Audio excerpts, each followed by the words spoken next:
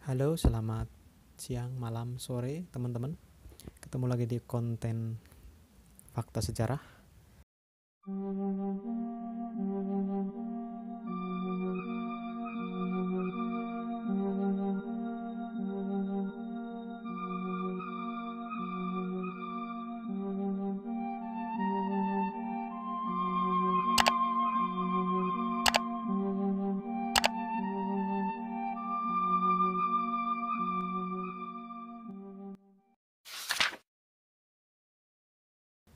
Tahukah teman-teman, pada era 60-an, Indonesia pernah menjadi kekuatan militer paling menakutkan di belahan bumi bagian selatan, terutamanya di Asia Tenggara ya.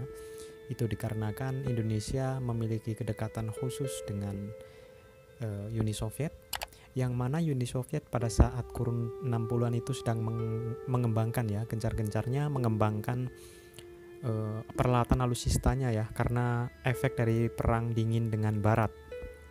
Oke, kita akan mengulas kali ini yaitu sejarah KRI Irian yang menjadi momok menakutkan di belahan bumi selatan.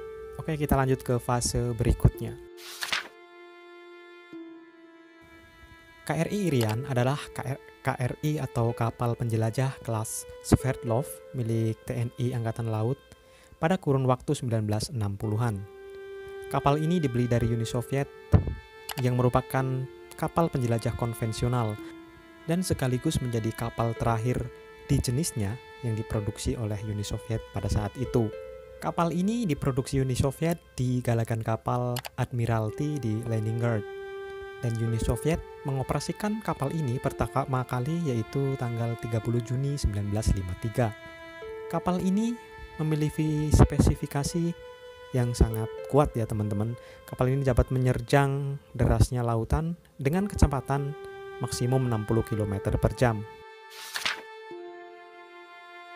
Pada 11 Januari 1961, pemerintah Uni Soviet pada saat itu memerintahkan kepada Biro Desain Pusat untuk memodifikasi besar-besaran kepada kapal Orzonikidze atau nanti kelak disebut KRI Irian ya setelah tiba di Indonesia, agar cocok digunakan di negara beriklim tropis. Modifikasi ini dimaksudkan supaya kapal bisa beroperasi di daerah tropis dengan suhu sekitar 40 derajat Celcius, dengan kelembaban 95% dan dengan suhu air yaitu sekitar 30 derajat Celcius.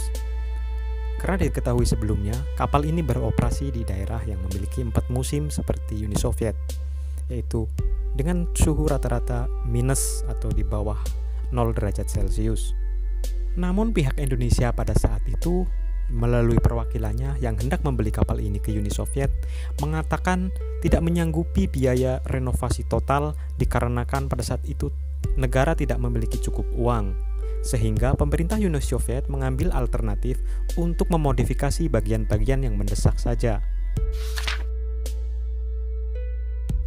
Pada 5 April 1962, kapal yang telah dilakukan modifikasi ini melakukan uji coba pertamanya di Uni Soviet yang hendak dipersiapkan untuk beroperasi di daerah tropis.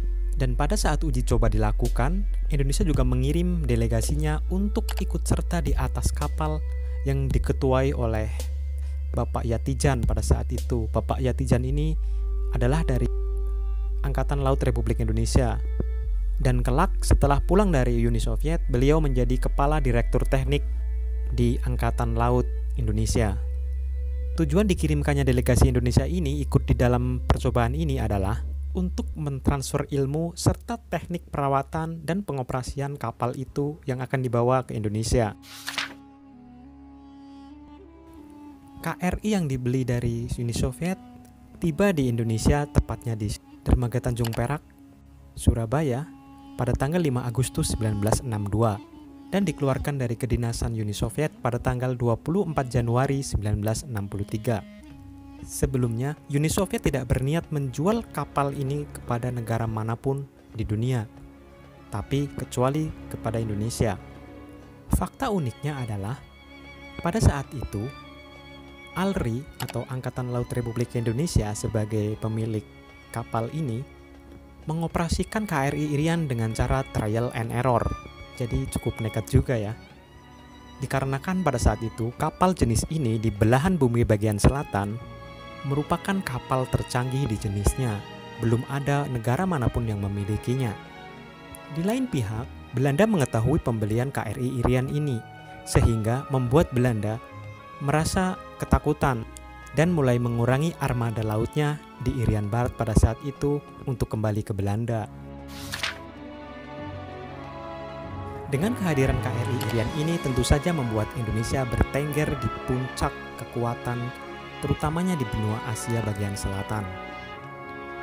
Apalagi Indonesia meninggalkan jauh negara tetangga-tangganya di Asia Tenggara. Saking kuat dan menakutkannya kapal ini membuat pertahanan Belanda pada saat itu yang ada di Irian Barat menjadi goyah. Karena tidak ada negara di bagian bumi belahan selatan yang memiliki kapal dan secanggih serta sekuat ini. Ada versi yang mengatakan bahwa di sekitaran tahun 1970-an dengan bergantinya Orde Lama ke Orde Baru, yaitu dari Presiden Soekarno ke Presiden Soeharto, KRI Irian menjadi tidak terurus lagi.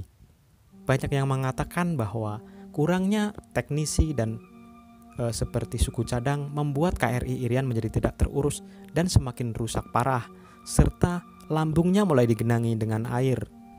Sehingga pada masa Kepala Staf Angkatan Laut yaitu Bapak Laksamana Sudomo, KRI Irian ini ditarik ke Taiwan dan dibesituakan.